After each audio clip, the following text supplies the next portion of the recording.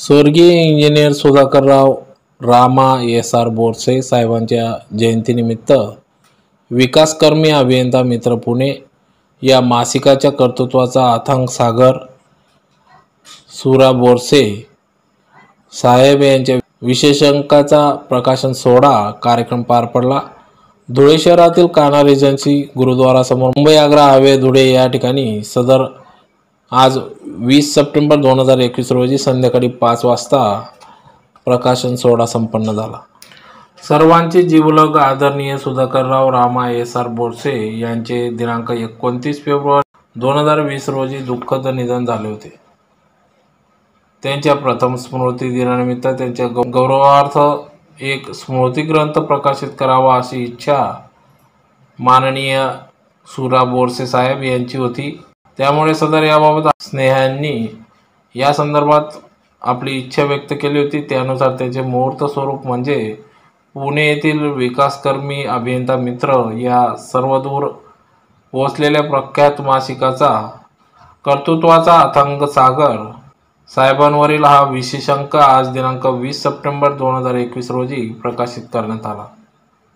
यावेळी या कार्यक्रमाप्रसंगी कार्यक्रमाचे अध्यक्ष म्हणून माजी शालेय शिक्षण मंत्री तथा विधान परिषद सदस्य धुळे अमरेशभाई पटेल, विधानसभा सदस्य साक्री मंजुळाताई गावित, जिल्हा परिषद अध्यक्ष डॉक्टर तुषार रंदे, माजी महापौर चंद्रकांत बापू सोनार, महापौर प्रदीप नाना करपे, मुख्य अभियंता सार्वजनिक बांधकाम विभाग नाशिक इंजिनियर पद्माकर भोसले, जलसंपदा विभाग सेवानिवृत्त सचिव इंजिनियर राजेंद्र शुक्ला, माजी राज्य माहिती आयुक्त इंजिनियर वसंत पाटील, मुख्य अभियंता नाशिक इंजिनियर प्रकाश मिसाळ, मुख्य अभियंता इंजिनियर विजय गोगरे, अभियंता अधीक्षक किशोर पाटील, जलसंपदा विभाग माननीय इंजिनियर प्रकाश भामरे, बांधकाम विभाग इंजिनियर विजयकुमार ठुबे, विशेष कार्यशासन अधिकारी उन्मेष महाजन, कार्यकारी अभियंता इंजिनियर सुरेन हिरे,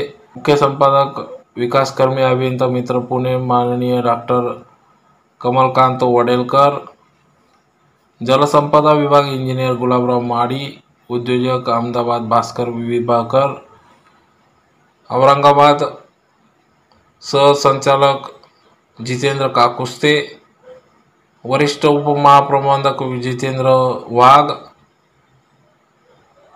जलसंपदा विभाग अधीक्षक अभियंता इंजिनियर सुनील साळुंके, आयुक्त मनपाचे देवीदास टेकाडे, सल्लागार अभियंता इंजिनियर बोरसे, उद्योजक प्रकाश पाटील आदी सर्वच पदाधिकारी यांच्या उपस्थितीत सदर प्रकाशन सोहळा संपन्न झाला।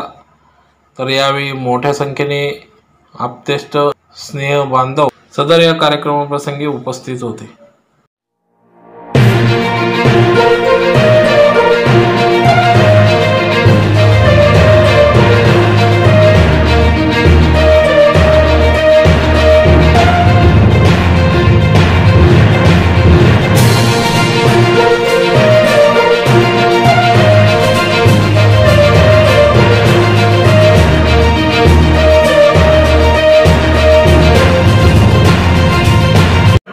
आपला डिस्ट्रिक्ट जे आज सुकलाम होते ते त्यांचा मोठा याच्यामध्ये हात आहे असं मी सांगेन। एक माणूस येतो जीवनामध्ये येतो आणि निघून जातो, काय परिस्थितीमध्ये त्या माणसाने जीवन जगलं असेल तुम्ही विचार करा की त्या जमान्यामध्ये शिक्षण नव्हतं आणि त्यावेळी एक सालदाराचा मुलगा, मला ज्यापर्यंत माहिती आहे त्यापर्यंत ते सालदारचे असेल या शेतकरीचे मुलं असं मला माहीत नाही, पण त्यावेळी त्यांनी स्वतःहून जसं खासदार साहेबांनी सांगितलं की स्वतः शिक्षणामध्ये इतके इंटेलिजंट होते, परिस्थितीमुळे ते हो सकता व्यक्ती इंजिनियर पर्यंत राहिले, कारण त्यांनी नोकरी घ्यायची होती, गरिबी होती, पूर्ण घराची जबाबदारी होती आणि त्याच्यामध्ये काम करताना स्वतःचं घर सांभाळून आणि स्वतःची पूर्ण परिस्थिती सांभाळून त्यावेळी त्यांनी ते घेतलं असतं। नाही तर COPचा विद्यार्थी हे काही व्यक्ती इंजिनियर म्हणून होणार का? नाही होऊ शकत। तो एक्झिक्युटिव्ह इंजिनियरमध्ये त्यावेळी पास झाले असते, पण त्यावेळीची परिस्थितीमध्ये त्यांनी स्वतः जे नोकरी मिळाली ते शासकीय नोकरी मिळाली तर आपण ते घेऊन टाकू.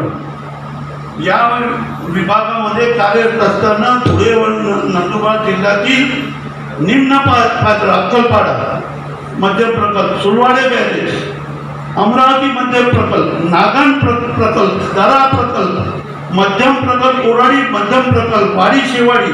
मला आत्ता आठवते वाडी शेवाडीची वेळ आली जेव्हा मी मंत्री होतो आणि त्यावेळी मी 250 कोटी रुपये खानदेश पॅकेजमध्ये त्यावेळी आणले आणि वाडी शेवाडीला ते इतके मागे लागले 12 कोटीच्या जमान्यामध्ये मी वाडी शेवाडीला दिलं आणि बाकी मी प्रकल्पाला थोडे मिळून आम्ही 200-250 कोटी रुपये वाटले.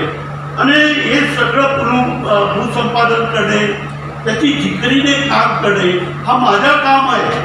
हृदयापासून काम करणे हे फार कमी अधिकारी आजचे जमान्यामध्ये तर विडी पाटील साहेब ते सगळं दिसत नाही. जे जमाना गेला तो ते त्यावेळी आपुलकीने हा प्रकल्प व्हायला पाहिजे, या प्रकल्पासाठी हे जीवन लोकांच्या बदलेल याच्यासाठी काम करणारे फार कमी लोक होते आणि त्याच्यामध्ये तुम्ही दोघे होते. आज ते आमच्यामध्ये नाही आहे, पण त्यांनी त्यांची सुवास सोडून गेलेले.